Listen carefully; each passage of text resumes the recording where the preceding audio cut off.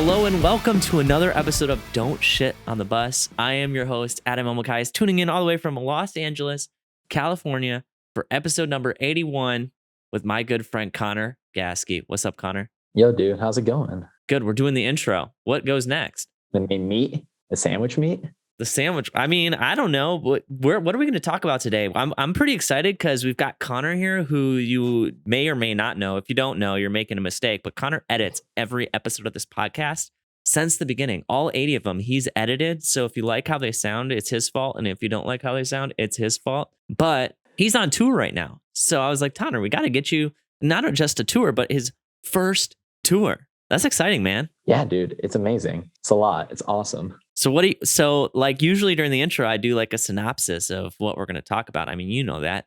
What are we going to talk about today? Dude, I think we're going to talk about, being on your first tour, the do's and don'ts, just kind of reiterating what this podcast is going through and maybe a fun story here and there. Yeah, I feel like I know that you are a real life example of making it happen. And I think that's really cool. So I was like, we got to get him on the podcast.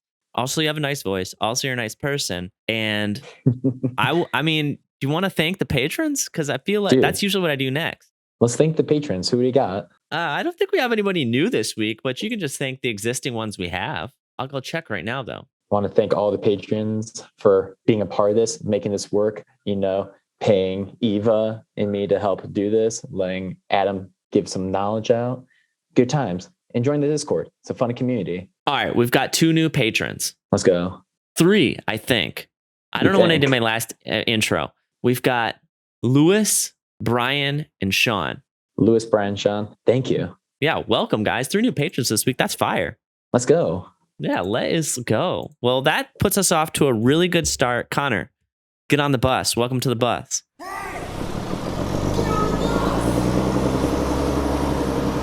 So I guess a good place to start is, where are you right now? I'm in Denver right now. Just got to the hotel. What? Home? Yeah, dude. Home. Feels nice to see mountains again that aren't hazy. Do you have any friends coming out to see you? I do actually have one. I'm super pumped to see him. That's awesome. Are they going to come hang out with you on your off day or come to the show, or what's the vibe?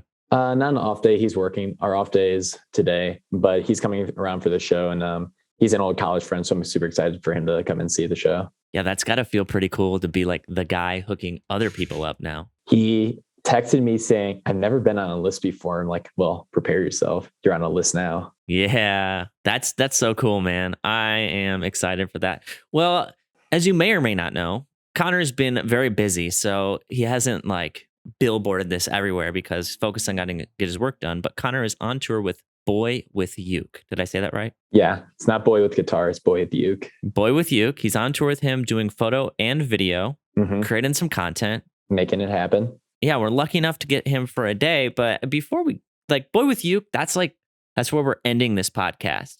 Let's rewind. I mean, how far back do you want to go? I want to know how you got this tour. How I got this tour? Yeah, this is rewinding 3 weeks back. Not even that, probably. Well, I mean, but I thought maybe we could go before you even got it and talk about what put you in the position to get it. Because that's getting it's one thing, but how did you get there and be the person that, because you didn't hit up Boywithuke and say, hey, take me on tour. They kind of asked you in a way. Well, I know I talked with Ashley a little bit. I know how it happened, but how did you okay, so you're assisting for Ashley, but before that you had to meet Ashley, and before you met Ashley, you had to get introduced to Ashley, and before you got introduced to Ashley, you had to move to LA.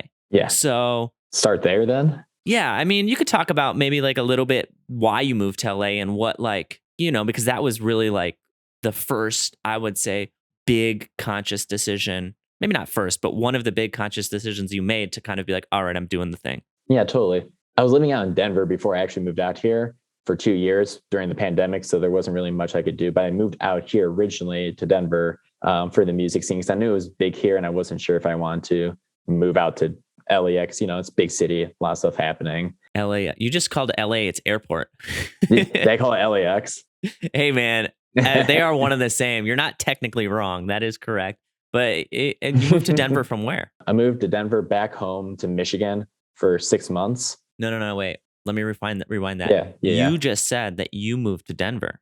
So yes, where did you move to Denver from with the intentions of, growing your career? Right. So I came from Chicago where I was going to school, finished school up there, came out to Denver, lived out here for 2 years. Pandemic made it, a little tricky to do anything. Yeah. Moved back home to Grand Rapids, Michigan for 6 months, then bolted out here to LA. And I think it's just been, it's a year today, actually. Exactly today? Exactly today. No way. I'm not kidding you. Like today is like a year on the dot. You're fucking with me. I'm not fucking with you. I would not do this to you. That's crazy. A year ago? Wow, that year really flew by. I feel like a year ago we were having discussions of like, can we do this without Neil? Oh, dude. Rest in peace, Neil. He's not dead. I just miss him. Yeah.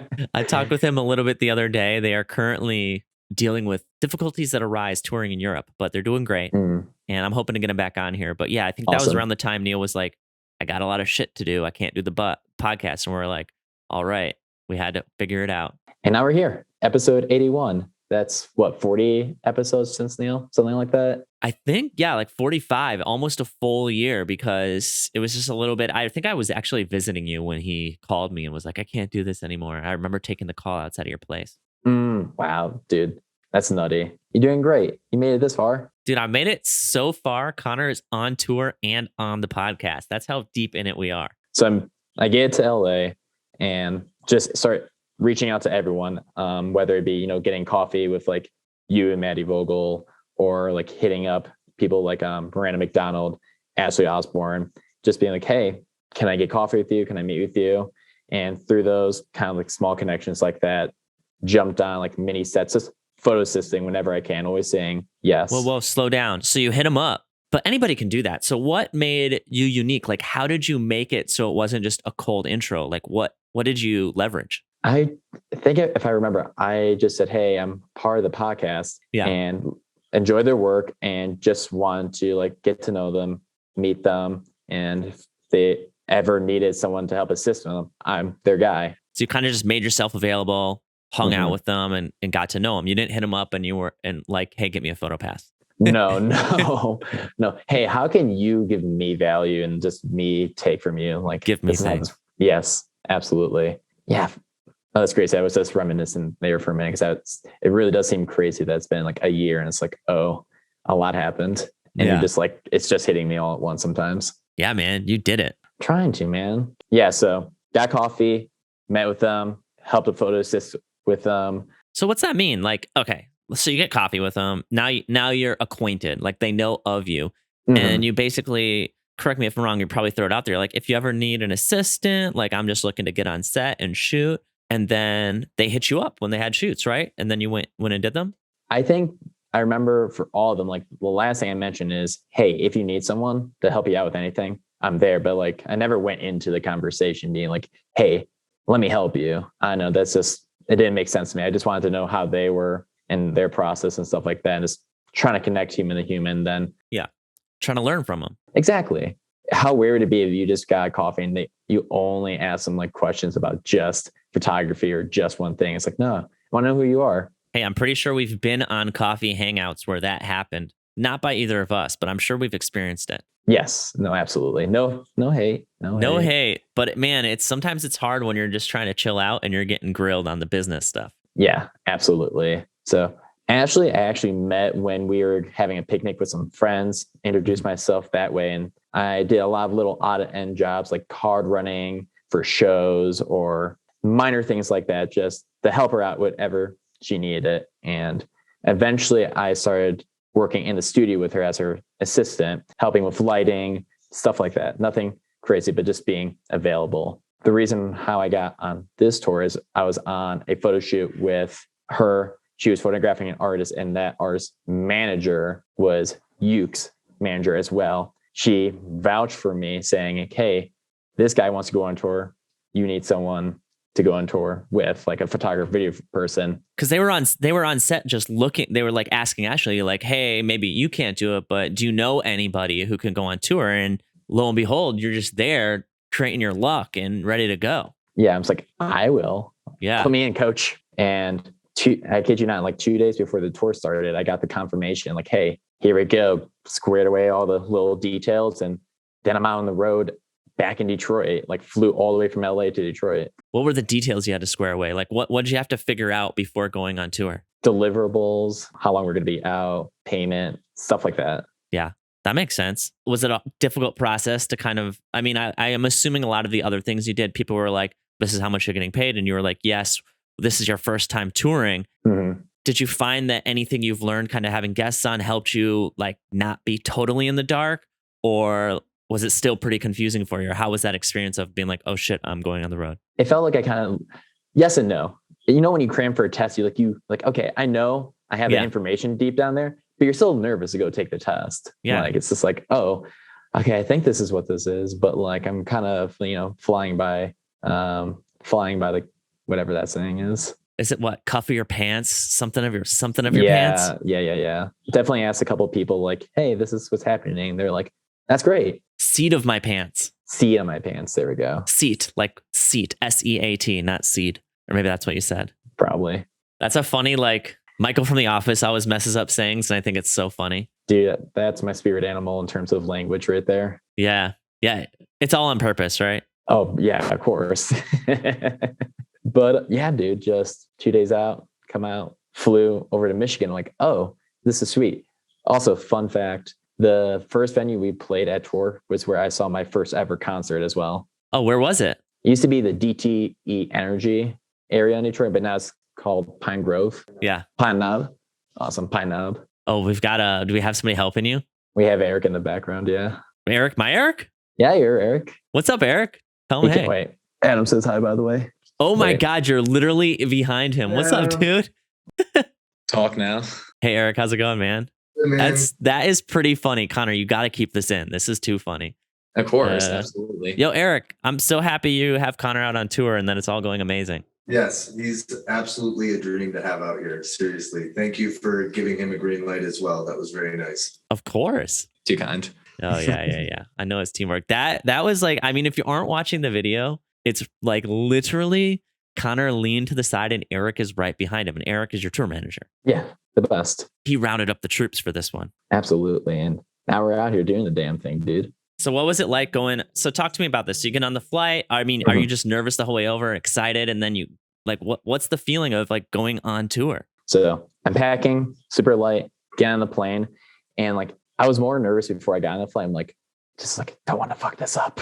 Like, I need to do this. But like, I don't know, like, I feel like everything's been preparing me for this moment. But you're just like, I hope I do this. And then once I actually landed, I'm like, okay, we're doing this. Like, we're just going to do it. And after the first show, I'm like, okay, I know what needs to be done, what I need to improve on, what we need to do. And then it felt a lot smoother. But like, dude, that first show was like, okay. Yeah, let's talk about the first show. Let's talk about that.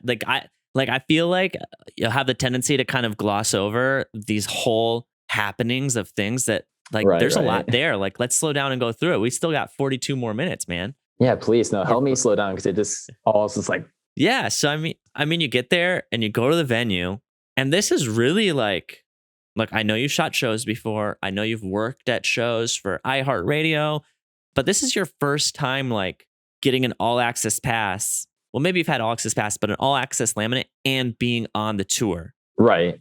Do you remember when you got the pass? What was that like? I was like, oh, I'm a G now. This is awesome. You're a G? Well, let's not get too carried away. Whoa. Oh, right. No, that's awesome. Did Eric give it to you? I'm trying to remember. Yeah, he did actually. I was like thinking it was either I had to be shuttled through like 4 people. They're like, are you sure you're supposed to be here? I'm like, I'm pretty sure. Oh, because like, you didn't have your pass yet. They started the day before me in terms of like getting all the laminates and everything. I showed up the actual first day of the show. Show day. Yeah. So I had to kind of get through all the security and all like get dressed with all my luggage. I'm like, I promise I'm supposed to be here. Just here's the number. Just get me behind stage, please. So you can get your pass and get situated. Yeah. Arrive at the venue, get passes, get laminate. Was introduced to Uke, our LD, and then of course meeting Eric IRL. I think we had a couple hours before sound check. So, I'm just kind of getting all my gear ready, kind of scouting out the area, and then also meeting the headliners team, like their TM and some of the upper staff like that. Yeah. Who's the headliner? Headliner is AJR. Cool. And they have Austin, the photographer, who I know you're friends with. We had him on Twitch before. And shout out to Austin. Yeah. Shout out Austin. Amazing photographer. Check him out. And all these people are photographers we're talking about. But so you wouldn't have met everybody. What was that like? Just tell me about the experience. Everyone was super chill. It wasn't overwhelming. It was just like, oh, when you've been like Zoom calling or watching someone's work online and then you're like, oh, they're just 5 feet away from me. It's like, whoa, that's a little small. I know, it's just like, oh, it's all come down to this moment, and everyone is insanely nice, which is just takes so much pressure off. No one's a dick. Everyone's just like, oh, it's great to meet you and all that good jazz. So it's just like, oh, that was easy. Yeah, that's great. I love to hear that, because it wasn't always that way. It was more like, I call them like roadie. Like the roadie term is like come and gone, I feel like, but that's what I think of when I think of like stage blacks and like, well, people still wear black clothes, but just like the old school vibe. I'm so happy that it was a welcoming family, and the headliners being nice, and I'm sure it was nice having another photographer out with you too. Absolutely. I want to also their tour managing assistant, like one of the first people I also met when I arrived to the venue, saying, "Do you need anything? This is my name. I'm here for you." I'm like, "Oh, thank you." That took off so much extra stress too, because it's like, I don't know, like I gotten so many people saying like, "We got you if you need anything." Like, I'm supposed to help you, and you're just like saying, "If I need anything," it's like, this is some reverse Uno card happening. Yeah, and maybe put into perspective, like how many people are with the headlining band, and then how many people are with you crew wise? Like how big is the traveling crews? Are the traveling crews? Yeah, our team has 4 people in it. You guys are just 4 people total? Yeah, it's Eric, me, our LD, and Uke. Really? That's amazing. Yeah, lean and mean, dude. And then I think AJR has 30 to 40. Okay, because their production's pretty big. Dude, that production's nutty. What is it like? It feels like a Broadway play. And dude, the coolest part about it, I mean, the whole thing's super cool, but at the very end, it has like these 2 video walls, and it can collapse in to make a super big one. And then they have rolling credits for every member of the whole crew. Oh, wow. That's awesome. Hey, take a video of that. I want to see that. Let's throw it. Like, can we throw it on here or something? Because that is cool. Like, let's give them that, like, respect to them. That's awesome. Yeah, no, I have never seen that before. And it's just like everyone gets their little, tip of the hat kind of thing. Yeah, that's perfect. Yeah. Gotta respect the crew. So how are you guys traveling on the tour? There's only 4 of you. Are you just in an SUV? Just kidding. We're in a bandwagon. That's a spacious bandwagon, man. We have like 8 bunks, but only like, 4 of them being used. It's like, oh, there's some room. Dude, but it'd be bumpy. Oh, yeah. Bandwagons are, you can feel the road a little bit. Are you on a top bunk, bottom bunk? Where are you at? Okay, everyone listening, pro strats, pick bottom bunk. All right. Why? You're lower to the ground. The gravity's a little, less intense down there. If you hit a bump, you're up here, you're further away from the ground. You're going to be bumped around. Down here, you're still going to be bumped, but it's not as bad. Yeah, I find that the sway is worth up top, and the bumps are worse down bottom, if that makes sense. I definitely have gotten some hang time, like waking up like, oh, this is You got air? Oh, we definitely got air 1 bump. Like, wow. Like yesterday. It was pretty crazy. Yeah, and bandwagons, for people who don't know, are kind of like between a van and a bus. They're basically trucks with a giant box on the back that a person created around the Warped Tour times. Actually, I think it was late 2010-ish. They created them because there wasn't enough buses for Warped Tour. And also, it wasn't viable for everybody on Warped Tour to get a bus. It was more expensive. So bandwagons are a little more easy to acquire, and you don't have to have a separate license to drive them, I think. Like, anybody can drive them. They don't have to be like, I don't know the technical terms. I go back to the bus episode, they'll tell us. But that's why they're a little bit easier. And also, if you're 4 people, like you guys on a bus, you'd be like in a mansion. Yeah. Some of the crew guys let us go tour the actual like headliner bus. I'm like, oh, these things are like yachts on wheels. These things are crazy, dude. That's awesome. So what are like some rules of the bandwagon that you learned? Maybe stuff that you didn't know or that immediately stuck out to you? I mean, the first and foremost, don't shit on it. Yeah, don't shit on it. Really just keep it clean, because it can get dirty really quickly, even with just 4 people. So just, just don't leave shit everywhere, and always like, keep the door closed, because we have AC blasting 24/7 kind of deal, which I didn't know why that was, but it's like to keep fungus and shit from growing in there if it gets too hot. Makes sense. Just not thought about that. Germs like warm weather, not cold weather. So that's why everything's kept pretty cold. Makes sense. Also, a lot better to sleep with that kind of temperature too. Oh yeah. I love getting in blankets when it's like cold and you can just like pull the blanket over and it feels very homey. Yes. And then put a hoodie on. You're sitting in there. That's cool, man. Well, I'm glad that there was, do you have any embarrassing stories about it at all? Like, have you made any mistakes? Come on, be honest with us. No, I'm trying to think. I haven't tripped on a cable, like knock on wood or anything like that. We've got one person on stage for your set. It'd be kind of hard for you to mess that one up. But all the other cables around. For AJR. Yeah. Oh, that's true. I can't think of it. Like, did you write any stories down? You had homework. I gave you homework. What are the stories you got? This is embarrassing, but I found out the AJR guys or specifically Jack, the lead singer for AJR, is really good at ping pong. Oh yeah. Both him, Austin, and Uke ran circles around me playing ping pong. I came in a little confident because, I used to play a lot when I was playing tennis too. Because, between sets, you're like, oh, let's go play some ping pong.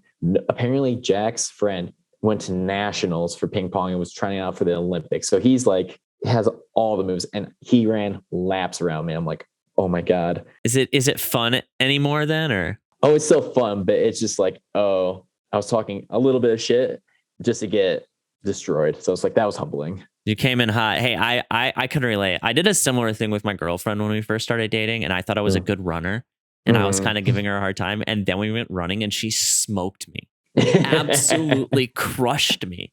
And I was like, put my ego in check, and I was like, because before we went, she was like, "Do you run or do you jog?" And I was like, I didn't know the difference. And then I was like doing 5Ks at the time, and she was just crushing me.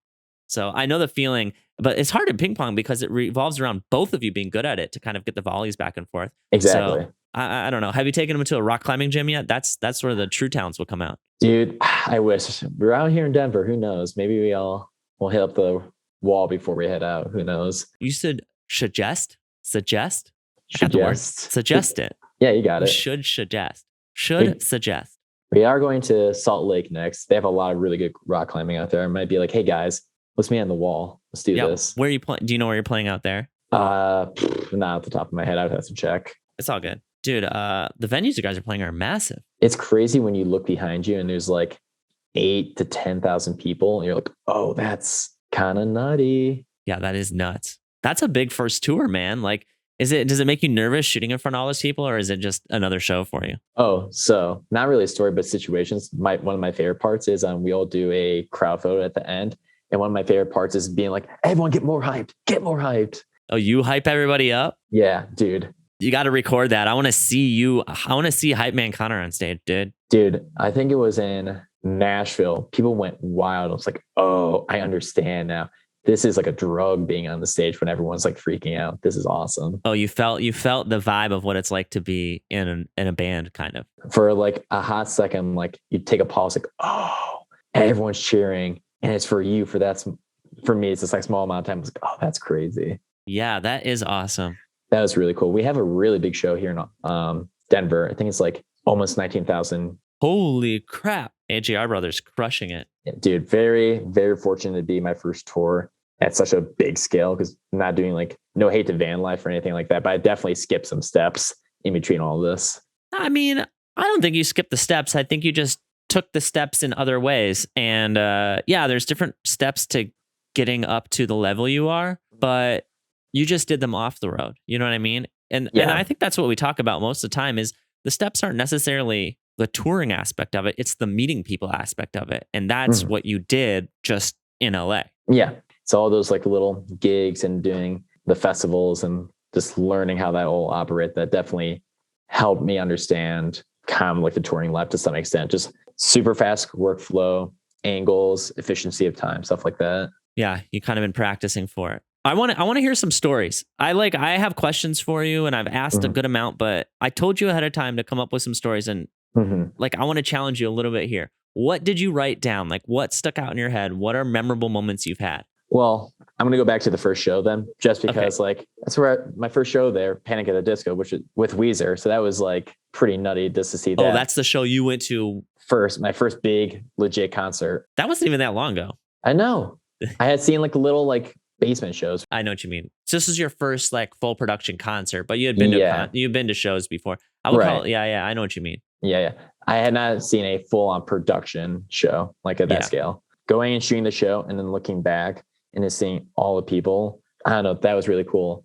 And then I'd also been a big fan of AJR for so long, and meeting all the brothers with Austin at the same time. That was surreal, dude. It's like, oh, wow, you're shaking my hand. This is, it's really, really cool. And then here's a really small story that not even like on the road, but just how meeting all the connections in LA, when I posted something on my Instagram story, like, hey, heading out on tour, how many people were just congratulating me that were all from LA. That was a very like heart-filling moment, was just being like, everyone like, go do it. I'm like, yeah, everybody's supporting you. Yeah, that was really, really cool. That's your network, man. You did it. They're all cheering you on. Very grateful for the people around me who are here to teach me and learn from. Yeah, I feel like when you got the tour, like you kind of told me, but you didn't like call me and like formally tell me. And I was like, Connor, why are you keeping this from me? Like, I need to know these things. I'm excited for you. I want to know about it. I wanted full confirmation. I didn't want to be like, I got it, but didn't get it yet. Like,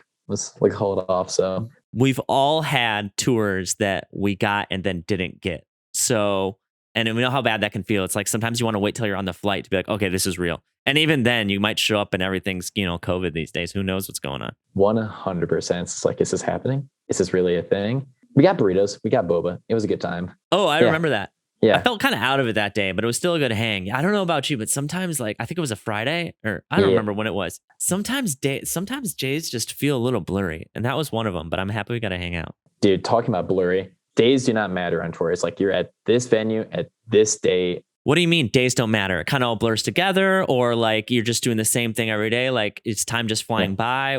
Talk to me about that feeling. Not really venturing too far away from the venue, if at all. You're usually just in the venue yourself. And then you get on the bus and then you go to the next venue, or if you have a day off, you go to the hotel, kind of recover, stuff like that. You might go out to a bar. We went out to Broadway in Nashville, so that was pretty fun. But typically we're just hanging out at the venue and it's just like, okay, we're shooting a show here. It's just a different venue. Maybe it's a little different, but they're all amphitheaters for the most part. So it's just like, you're like, I think it's actually Tuesday. I thought it was Friday, but now we're in Nashville, not Indianapolis. It's just like so much to keep track of. You're like, you're just here at June 9th. That's all that matters. You don't need to care what day of the week almost. Yeah. And it's kind of just, it's a show day. You're working. Exactly. Oh, can I tell you another funny story? Yes, that's the goal. Okay. It is now a running joke now on tour that my name's Austin, because so many of AJR's fans are also, because Austin's with them for so long, he's known pretty well too. He has his own little following. Oh yeah, that's awesome. So many people will call me Austin and be like getting super hyped, like, there's Austin. I'm like, it's Connor. Almost like consistently at least 5 people per show. So much so that people were tagging him on IG, but it's me. And then he started posting all of them. So it's just been like, you should get a hat that just says not Austin. Eric wants to give me a shirt that says not Austin, and then on the back it says, but Connor. Yeah, not Austin, I'm Connor. Yeah, that's pretty funny. Is he, I mean, you're pretty tall. Is he the same height as you, or are you much taller? We're two like lengthy dudes. He's a little shorter than me, but like from a distance, I get it. We're, both wearing black hats, have glasses. So it's like, yeah, very similar. Yeah. It's not like one of you is like a really apparent other race or something. It's like you're both pretty similar. If you were to squint and like blur your figures, you could probably look exactly the same. You know what I mean? I think there was one photo where we were both standing next to one another and they still thought I was Austin. Like, guys, what's happening here? Like, you have to be a fan of him enough to know what he looks like. Come on. But it's all fun and games. And he thinks it's funny too, which I was like, phew, I'm happy you think it's funny. Yeah. I mean, that would be a pretty ridiculous thing to get mad about. I am mad that people think I'm you, and you're like, all right, I don't know how to respond to that, man. It would have been funnier if they thought he was Connor for some avant-garde reasons. Like, are you with BoywithUke? Yeah. Maybe you can get like shirts that's, like those shirts that say I'm with Stupid, but it says I'm with Connor, or I'm with Austin. And it points the other way. Yeah. Mm-hmm. That'd be funny. And be even more confusing because you'd have their name. Yeah. Have some fun with that. That sounds awesome. Absolutely. Okay. So you're on the road, you're shooting. Okay. So like, what's your, I mean, there's only 4 of you out there. That's kind of nice. It's kind of like a starter tour in that way. And you're not headlining. That's also nice. Your crew's really small. What is your daily routine? Like, what do you do on tour? We'll just go from like, on the bandwagon show, stuff like that. So wake up on the bandwagon. It's usually around 9 or 10. We're at the venue. Are you first one up? Either first or second one up. Eric will sometimes beat me if we get to the venue. Yeah. Get up. Usually by 11, we're loading into the green room, help with my stuff, Uke stuff, or anyone else's stuff that just needs to be brought in. And then it's usually, unpacking, hanging out. I'll walk around the venue to kind of get an idea of a sense for everything. Exactly. I might introduce myself to some of the local crew just by doing that kind of deal. And then our sound check's at 4. So between like 11, I skipped over lunch. So we'll have like lunch around 2ish, stuff like that.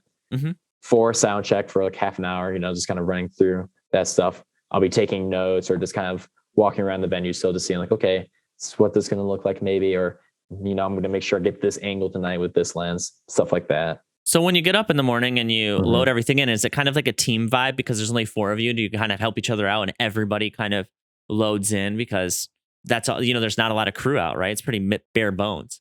Yeah, that's why I kind of like the smaller crew is because we're helping out each other. Like, it's like I'm helping Eric with his stuff or I'm helping you carry some of his extra bags. And it's like, we're all part of the whole team. Like, why not help each other? And it also helps because, we have a decent amount of bags for just 4 people. So it's like, let's just get this done so we don't need to worry about it and we're set up. Can you imagine if you like came out on the road and you were the photographer and they're like, can you help with this? And you're like, no. What do you think would have happened? Gone. First show. I mean, it's different when you're on a tour. Like, it's different. I mean, that's a big difference between a headliner and support is, right? There's, like you said, there's 40 or 50 people with AJR. Everybody's probably just taking care of themselves and doing their job. But when you're with a small group, I know you're on a big tour, but it's still reminiscent of what it's probably like touring in a van or a bandwagon, even if you're not headlining, where it's like, all right, all hands on deck because we just can't afford a crew yet. We just don't have that yet. Right. And that's cool. I like that vibe. Family vibes. You said it right there. Family vibes. It's very like we're in this together and like we're going to make sure that everything is running as smoothly as we can with this skeleton crew. Yeah. Skeleton crew. That's a good term. Okay. And then you get lunch. They cater lunch for you every day, right? It's just provided on tour. What, is it good? Dude, I think I might be, for most of the shows, I think I'm eating healthier than I do back at home. And I like think I'm eating pretty healthy at home, but like, that's great. Dude, like fruit and veggie juice every day, fresh pressed, crazy. Actually, like good. Some of the vegan options have been almost better tasting than like the standard options. Is it catering on tour with you or is it local? Actually, I don't know. Have you seen the same people more than once? Twice. Food? Yeah. Yes, but it was this girl and she was only on there for 2 days. Okay, so it's probably local. Yeah, I think it's local, and they, for the most part, been doing an incredible job. You're like, but Chicago, your catering sucked. God damn it. This is not acceptable. Unacceptable. Flipped, hot plate. Table flipped and left. Like that photographer from the opening artist is pretty high maintenance. I have a big following, dude. Like, respect my following. Come on. Yeah. You could sell out a pretty big venue if everybody that follows you on Instagram came. Yeah, seriously. But no, catering is really good. You can eat very healthy on this tour. I think everyone's kind of a health conscious on this, which is really cool. Makes it super easy to do that. So you get like lunch for like an hour and that's plenty enough to do before you go to sound check. That's great. I'm so happy to hear that. Like, maybe it's just me. I haven't confirmed this yet. I do have somebody I want to get on the podcast named Guy who did tour like in the 80s and 90s. Okay. But I feel like touring was just so much more of an abomination and gross before. Like, I feel like people were out, they were smoking cigarettes, they were doing drugs, drinking alcohol. It was the majority of people out there were guys. They weren't exactly doing the most respectful things on the road. And now it's like all encompassing, a lot of multiple genders, different types of people. Everybody is health conscious. People care about their mental health. Like, it seems so much more viable, it seems like so much more of a viable career option for people who are not slobs, which is great. No. And I mean, like, what have you noticed, like, with all the crew you've met? Like, does everybody just seem like good people, touring, hanging, having a job on the road? Majority. There's a few people who are, just doing their own thing, and that's fine. We won't say names, but majority, I would say the vast majority of everyone is incredible. A lot of people are working, like legitimate working out, running around the venue, or like weights and stuff. It's like, this is my happy place. I love it. I'm like, yes, like, let's keep that vibe going, dude. Like, and I think it's cool. Like, I know you said, like, we won't say names. There's people who kind of keep to themselves. I think that's the cool part about tours. Like, you can just do your own thing if you want, because let's be real. Like, the person who's the assistant tour manager is probably very social and a problem solver. And then you've got somebody who's like, yeah, I design lights. Like, they are probably just like a freak in a good way. Like, I would consider myself a freak at certain things, like they just nerd out.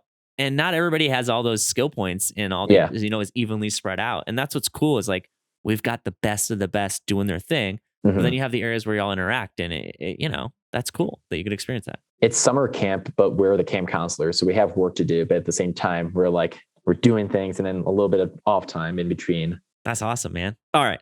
So showtime. What do you what do you do what do you do for the show? Are you just shooting photos, videos? Like what are your goals every night? So a lot of the video content I'm doing for this is more BTS related. I am doing some show videos as well, but primarily the stuff that works best with Uke is before the show. And you mean works best, like it's better on socials? His social, yes. Show comes around, opening, and I'll, depending on that day, I've kind of mapped out, I'm maybe going to hang around stage a little bit more, or maybe I'm just going to be out in the crowd getting more wide angle shots. Kind of depends on the venue, situation at hand, what I need to capture. I'll usually capture him video wise, walking out or something similar to that from a different angle. And then most of the show, I'm doing photo. Okay, cool. Just enough video content to sprinkle in for any tour recaps or any content we might need with that. What? I think you created a new word mid-sentence there. What'd I say? I think it was spruikle in or something. Then I say sprinkle. No, you said like something fast, but it made me laugh and I thought it was cool. I hope you never feel like I'm making fun of you. No, dude. No, never. What's it like working with an artist so one-on-one? I mean, there's only 4 of you and Uke is just himself. Is it collaborative? Do you guys talk a lot, or like what is that relationship like? It's very collaborative. Uke has a lot of really good ideas on how he wants his content, and a lot of back and forth brainstorming. And a lot of times we'll be spitballing ideas. He'll combine them to make some really cool idea for a video, and then we'll go out and shoot it. So that's really, really cool. Or for photos, might be as simple as let's go just walk around the venue for a hot second. Or there might be a cool, for example, the Armory. Do you know it? Minneapolis. I don't know if I've ever been there. When you told it to me, the venue I've been to is a lot smaller. Okay. I don't think I've been there. It feels kind of like a 19th, 20s rail station. It's very cool, very vintage. Like an armory? I don't know if that's why it's named that, but that would make sense. It used to be an armory. Yeah. But they have like some really cool like lounge area. I'll be like, let's go do some cool photos here. Okay. Or some of the video content we'll be doing has some unique transitions. So we'll be like setting that up, do that before the show. So you have like an empty frame, then bam, once the transition's done, we'll have the actual show. And it's like, whoa, here's a crowd kind of thing. So we have that kind of pre-planned out, shoot that, then show happens, shoot that, edit it right after the show and push it off the Dropbox. That's great. Well, I'm glad you have like a process figured out and that it's collaborative. I really like that you touched on, we can come up with the ideas and then we can execute them that night, because so much of the time you're like sitting at home or you're thinking about all these things you want to do. When you're on tour, you can just do it every night and get better every night and figure out what works, what doesn't work, what do we want to do more of? And you just literally creating it in real time. It's really fun too, because it's like, okay, what do we have to work with here? And like you said, very collaborative. It's very much, let's go do that right now. Because there's a lot of hurry up and wait. So we're just waiting for maybe a couple hours. Why not go make something of it? Yeah. So you never have there's a lot of downtime, especially when you're a support artist. Yeah. I mean, you're probably done at what, 8:30 every night or what? Kind of varies. If a show is starting at 7:45, we'll be done by like, 8:10-ish, something like that. Like half an hour set. That's cool. Mm-hmm. Are you looking forward to hopefully touring with Uke more and maybe playing some headliners and seeing how it switches things up? Dude, I would love to. Fingers crossed. I love this team. I love Uke. Now that you're on the road, has it kind of like, what, if anything, has kind of started to click or make sense that you learned about it and you knew about it in theory, but now that you're out there, you're like, oh, like maybe it's something along the lines of once you get on tour, you can kind of stay on tour easily because of all the people you meet or anything like that? Yeah, definitely I know, like the energy. It's like, it's very much of like, some days you're running on low fuel and other days you're just like, we got to get the job done, get your sleep in while you can, like naps have become best friends. I don't miss home, but I understand like why, if you're doing this for years and years and years, you're like, okay, I want to be in one place for more than like 24 hours. Okay. And I mean, and that's not meaning it's not negative, by the way. I'm like, dude, if you can find, it'd be unrealistic to say I like everything all the time, always. Yeah. Like it's not necessarily negative to find something that isn't positive. It's just the reality of it. Yeah. And I think that's good to be honest about. Mm-hmm. I was talking to Austin about this too. It's like, we wouldn't trade this for anything. Like it's very much a high when you're actually in it. Probably like by the third or fourth day, you're starting to get, the axe kind of, cleaning and tightening itself up, kind of what you need to get and what you need to improve on. and you're like more of a well-oiled machine, and you get that feeling like, oh, I could be doing this for a long time. This is very addictive lifestyle. And I understand why people, once they get, I can imagine once I'm off the road, the moment I'm done, I'm like, I want to get back out there. Like, why are we waiting here? Let's get right back out there. Yeah, I'm sure we're going to have a conversation about how to handle that feeling. 100%. I'm going to refeel it. Okay, I've got some questions from you. I think we did a good job covering like a general overview of what it's like to be on tour for you. But I have some questions from our lovely patrons on the Discord, if that's cool with you. Absolutely. Ask away. Okay, this is from Robert B. And we might have gone over this because I asked a lot of questions, but feel free to either reiterate or find something new. What was one thing about touring that you did not expect? This is really silly, but I often forget to like brush my teeth first thing in the morning. And you're just too excited. I just wake up like, get me on the venue. I gotta edit something or I gotta do something. I just kind of like, okay, it's by like 1 or 2 p.m. Like, oh, I gotta actually brush my teeth. I'm smelling a little gnarly right now. Oh my God. Showers have not been bad. I'm very happy about that, but we are touring at a level where it's like bigger crowds and amphitheaters. So I'm like, been some really nice showers. So shower shoes or no shower shoes? Oh, no shower shoes. Keep my piggies free and open, dude. Come on. You heard it here first. Keep the piggies free and open, boys. Yeah. Okay, this is from Molly World. How did it feel to take the skills you learned off the road and put them in practice on tour?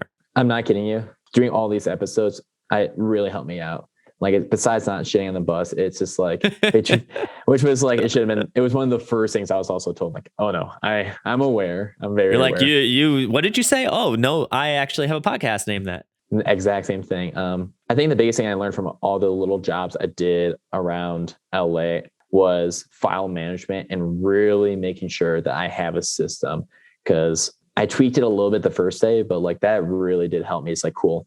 Dropbox is synced up to these 2 hard drives, exact copied, and is really making sure that there's no fat, like really making sure the file names are correct and everything needs to be where it's supposed to be. Good. And that's so that the people you're delivering to and that understand everything, and that so when you look at it, you can navigate it well. Correct. Yeah. That's great, man. All right. This one's from Herberto. What is one thing that you realized you needed to work more on? Sitting down and really like digesting the day and being like, hey, this is what we did today. And how can I improve on those things? Because a lot of times you're just going all the time. So taking a breath, be like, okay, today happened. We got the files of images and video uploaded. Let's take a moment to, what did we do today? And what can we do better tomorrow that we didn't do today? Yeah, that makes sense. Yeah, I'm glad you're doing that. I mean, you don't want to become complacent and then lack growth. You want to, figure it out, relax, be like constantly critiquing yourself while at the same time enjoying it. I think it's a good difficult balance. And also, like, I don't know, like, you want to be getting better. And like, if you're shooting places that kind of look the same at the end of the day, it's like, how can I vary this up, not only for myself, but for the artist? Because you're like, oh, cool. You're making every venue seem unique or every situation seem new. No, that makes sense.